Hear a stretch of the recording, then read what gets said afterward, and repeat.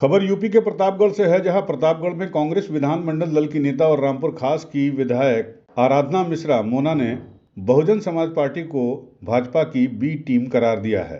अमेठी और रायबरेली से गांधी परिवार का पारिवारिक रिश्ता बताते हुए उन्होंने कहा कि बीजेपी सांसद और मंत्री स्मृति ईरानी इन दिनों डरी हुई हैं।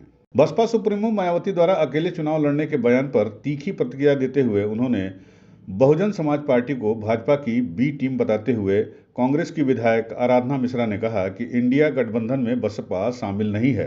बसपा ने लोकसभा का चुनाव अकेले लड़ने को कहा है। बसपा के एकमात्र विधायक ने भी राज्यसभा के चुनाव में बीजेपी के उम्मीदवार को ही अपना वोट दिया था। बीजेपी प्रत्याशी को बसपा का वोट जाना इस बात का साफ संदेश है कि बसपा भाजपा की बी टीम है।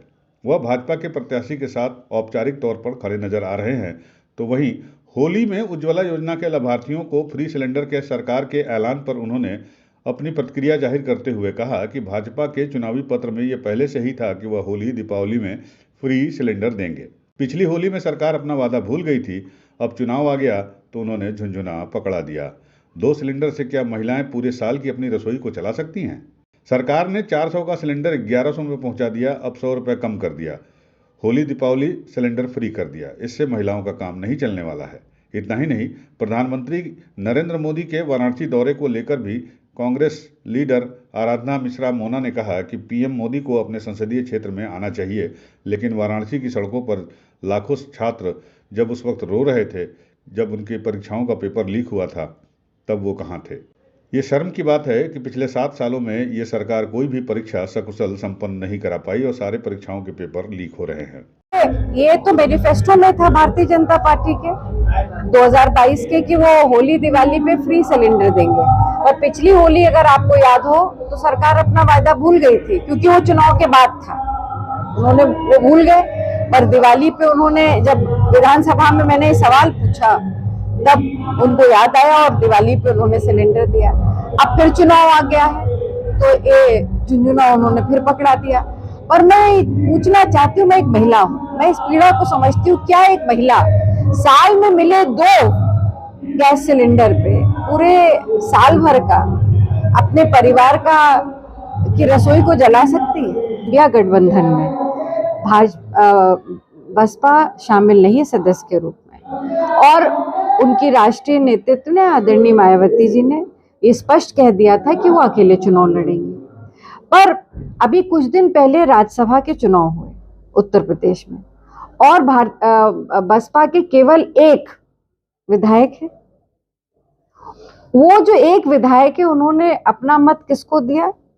भाजपा के प्रत्याशी को अपना मत दिया। इस बात का संदेश है कि जो हम इस बात पे हमेशा कहते थे कि बसपा बीजेपी की बी टीम है, वो स्पष्ट हो गया, वो तय हो गया।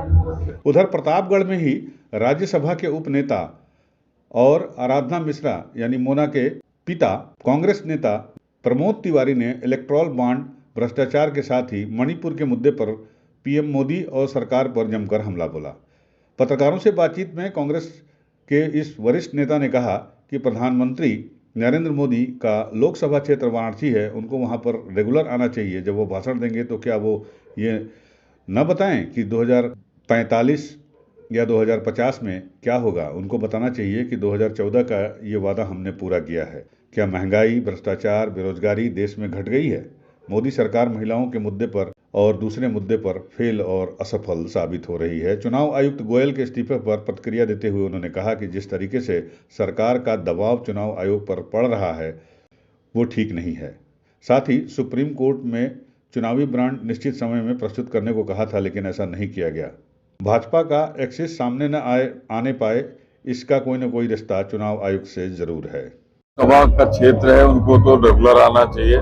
चलिए अब भी आए, पर मैं उनसे कहना चाहता हूं कि जब वो भाषण दें तो ये न बताएं कि 2045 में क्या होगा, 2055 में क्या होगा। बताएं कि 2014 में मैंने ये वादे किए थे, आज 2024 से ये मैंने पूरे कर दिए। क्या महंगाई घटी? क्या बेरोजगारी घटी? क्या भ्रष्टाचार खत्म हुआ? महिलाओं की बड़ी बात करते हैं आप, तो टीवी पे तो महिलाओं की बात करते हो, मणिपुर की महिलाएं की बात क्यों नहीं होती जिनका नग्न प्रदर्शन किया गया। तो कुल मिला के देखें तो मोदी सरकार 10 साल में जो वादे उसने किए थे हर मोर्चे पे असफल रही। जिस तरह दबाव चुनाव युग पे पड़ रहे हैं, मेरी ऐसी आशंका है कि शायद कोई भी आदमी जो सम्मान आत्मसम्मान का होगा, खास तौर से जिस तरह सुप्रीम कोर्ट की बेंच ने ये जो चुनावी बांड है इनको एक निश्चित समय के लिए प्रस्तुत करने को कहा गया। यूपी न्यूज़ 9 के लिए प्रतापगढ़ से ब्यूरो रिपोर्ट।